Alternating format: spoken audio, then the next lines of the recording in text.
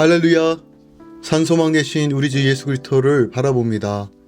오늘 이 아침에 우리와 함께 하시고 동행하시는 거룩한 성령 안에서 우리 아버지 이름만 높여드리는 하루 되길 원합니다. 특별히 오늘부터 베드로전서 말씀 시작합니다. 마지막 때를 살아가고 있는 이때에 성도로서 어떠한 소망을 가지고 살아야 하는지 함께 살펴보기 원합니다. 6월 15일 수요일 아침 예배 성삼위 하나님께 올려드립니다. 사도신경으로 신앙을 고백하며 이 아침 시작합니다. 전능하사 천지를 만드신 하나님 아버지를 내가 믿사오며 그 외아들 우리 주 예수 그리스도를 믿사오니 이는 성령으로 잉태하사 동정녀 마리아에게 나시고 본디오 빌라도에게 고난을 받으사 십자가에 못 박혀 죽으시고 장사한 지 사흘 만에 죽은 자 가운데서 다시 살아나시며 하늘에 오르사 전능하신 하나님 우편에 앉아 계시다가 저리로서 산자와 죽은 자를 심판하러 오시리라. 성령을 믿사오며 거룩한 공예와 성도가 서로 교통하는 것과 죄를 사하여 주신 것과 몸이 다시 사는 것과 영원히 사는 것을 믿사옵나이다. 아멘. 오늘 하나님의 말씀은 베드로전서 1장 1절부터 12절까지입니다. 베드로전서 1장 1절부터 12절까지입니다.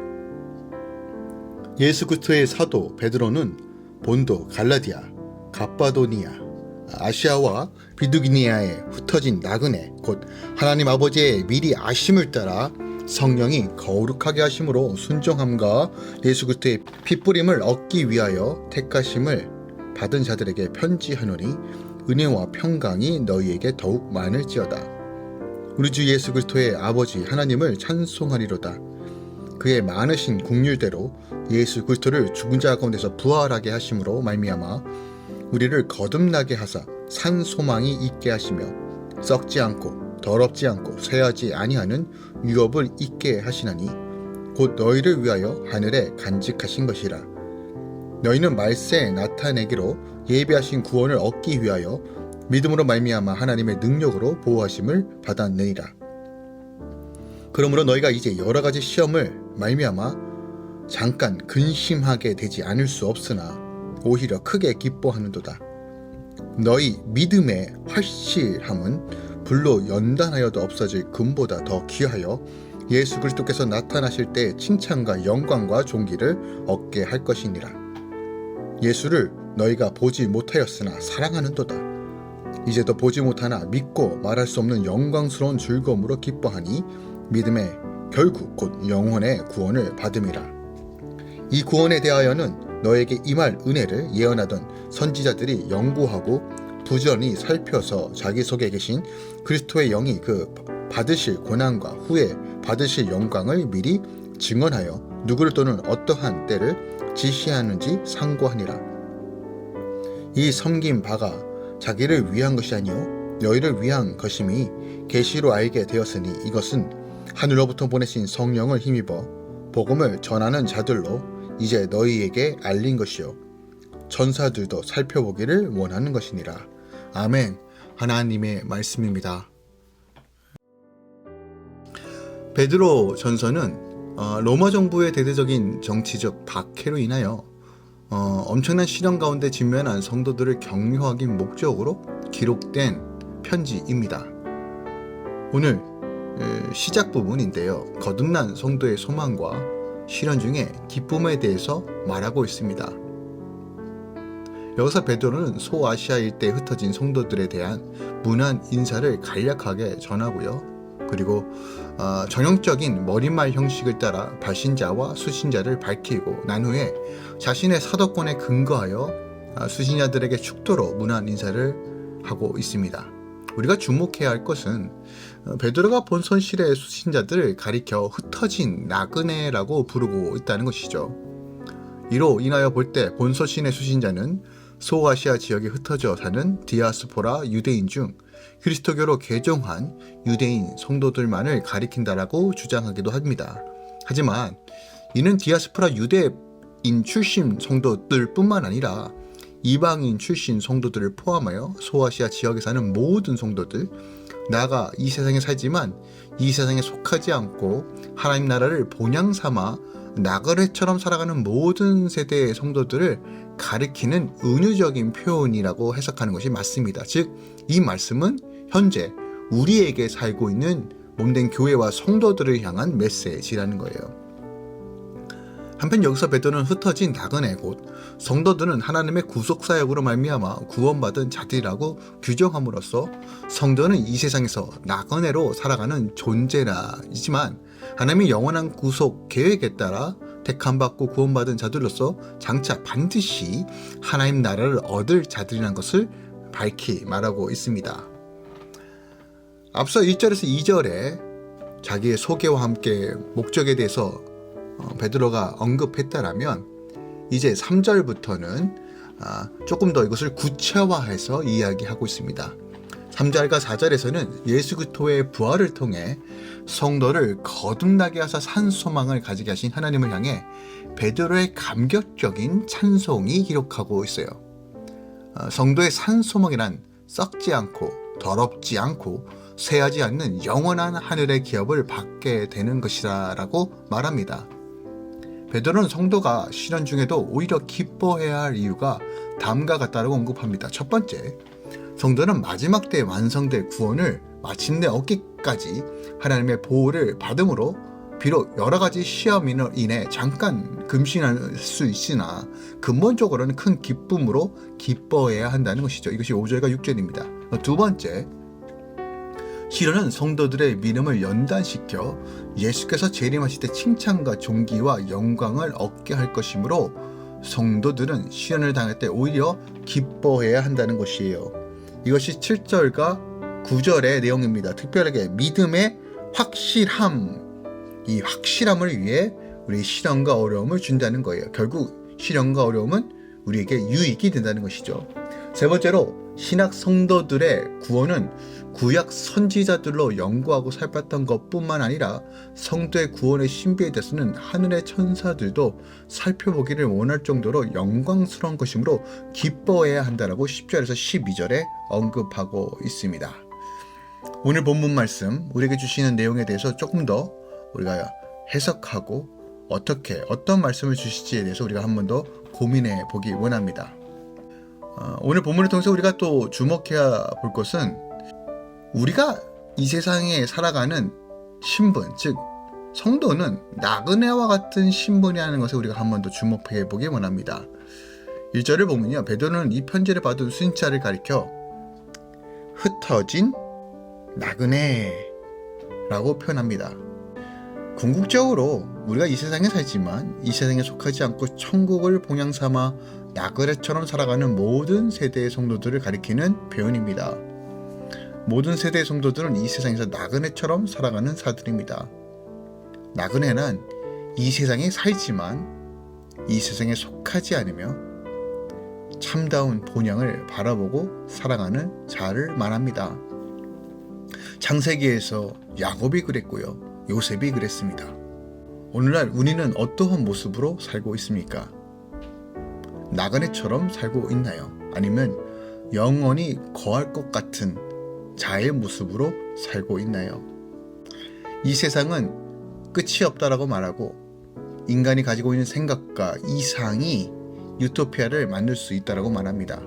그리고 세상에서 제공하는 안락함과 쾌락과 성공과 박수가 결국 우리의 삶의 모든 것이라고 미혹하고 말하고 있습니다.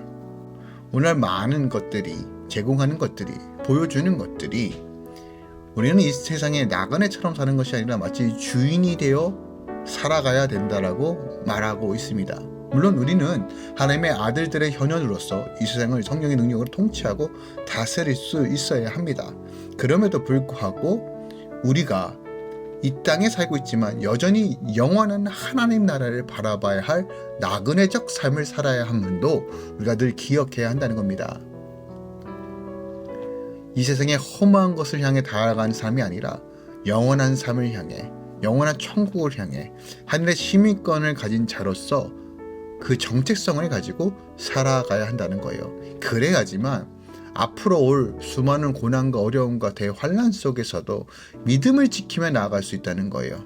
멸시를 당해도 경제적 손실을 당해도 나그네 발길처럼 성도는 그렇게 걸어가야 한다는 겁니다. 물론 쉬운 거 아닙니다. 절대로 쉽지 않습니다.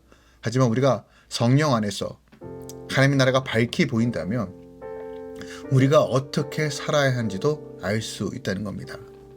또한 오늘 본문을 통해서 우리가 한 번 더 주목하게 원하는 것은 3절부터 12절까지입니다.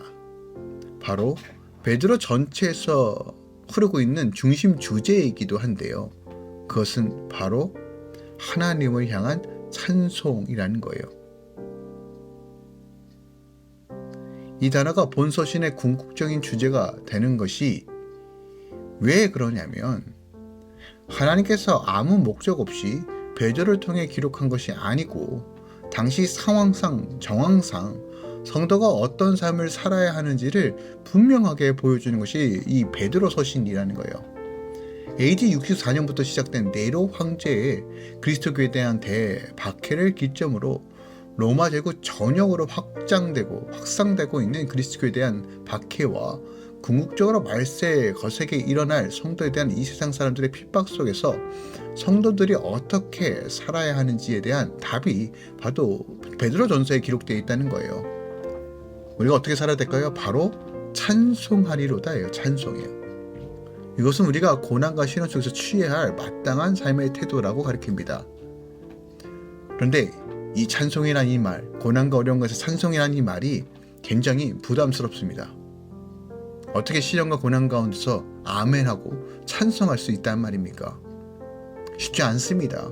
감당하기 어려운 일들이 우리 앞에 정면으로 돌진해 올 때 우리는 두려움과 걱정과 불만과 불평을 토로하는 것이 더 쉽지 찬송하고 하나님을 높여드리는 것은 결코 쉬운 일은 아닙니다. 그런데 기억합시다. 우리는 믿음으로 사는 자들입니다. 즉, 지금 우리가 처해 있는 이 환경 속에서 드릴 수 있는 찬양과 예배는 지금뿐이라는 거예요. 이 얼마나 귀합니까? 하늘 영광을 바라보고 사는 자들은 지금 이 순간에도 감사와 찬양을 올려드릴 수 있습니다. 상황이 어떠든 환경이 어떠든 지금만 드릴 수 있는 찬양, 하늘에 가서는 그 완성된 천국에 가서는 드리지 못할 찬양, 지금 이 순간에만 드릴 수 있는 찬양을 드리는 것, 이것이 바로 이 마지막 때에 살아가는 성도의 모습이라는 거예요. 불가능해 보이는 그 모든 현실 속에서도 옥에 갇혔든 사자굴에 들어가든 풀물불에 들어가든 우리가 드릴 것은 하나님의 이름을 높여드리는 찬양입니다. 이것이 바로 우리가 살아갈 힘과 능력과 자세라는 겁니다. 이 원리를 따라 고난 중에도 찬송하는 성도들과 함께 고난 중에도 찬송하시길 예수 그리스도로 축원드립니다. 멋진 신앙의 화음을 만들며 찬송하시길 예수 그리스도로 축원드립니다. 고난 중에도 찬양하는 것, 세상 사람들이 갖고 있는 습관이나 특성과 전혀 구별되는 것입니다. 어떤 찬양에서도 어떤 환경에서도 찬양할 수 있는 것은 성도만이 가질 수 있는 특권입니다. 기억합시다. 여러분이 처하고 있는 그 상황, 그것이 아무리 최악이라도 그때 드릴 수 있는 찬양, 이것이 바로 성도의 특권이라는 것이에요. 때문에 고난 중에 찬송하는 것은 곤욕스러운 것이 아니라 우리의 속사람이 그만큼 성숙해지고 견고해졌다는 증거입니다. 이것을 기억하며 우리가 늘 하나님을 높여드리며 나아가기 원합니다. 시편 42편 5절 말씀을 가지고 마무리합니다. 내 영혼아, 내가 어찌하여 낭망하며 어찌하여 내 속에 불안하여 하는고 너는 하나님을 바라보라. 그의 얼굴의 도우심을 인하여 내가 오히려 찬송하리로다. 아멘. 기도하겠습니다. 사랑하는 주님, 감사드립니다. 주님, 우리의 눈을 들어 주님을 바라봅니다.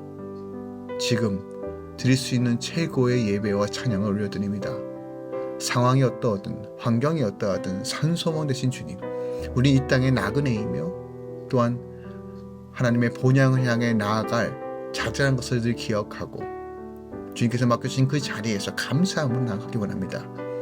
물가가 어떻든 환경이 어떻든 간에 여전히 우리를 먹이시고 입히시는 하나님을 신뢰함으로 나아갑니다. 주여, 할렐루야 교회 공동체를 도우시고 또한 이 아침에 말씀으로 주님을 바라보는 모든 자들을 도우시고 인도하소서. 성령 하나님 붙드시고 채워주시옵소서. 이제는 우리 주 예수 그리스도의 은혜와 우리 하나님 아버지의 놀라우신 사랑과 성령님의 내주셨던 충만 역사하심이 오늘도 잠잠히 주를 바라보는 모든 주의 성도들의 삶 가운데 이제부터 영원까지 함께 있을지어다. 아멘.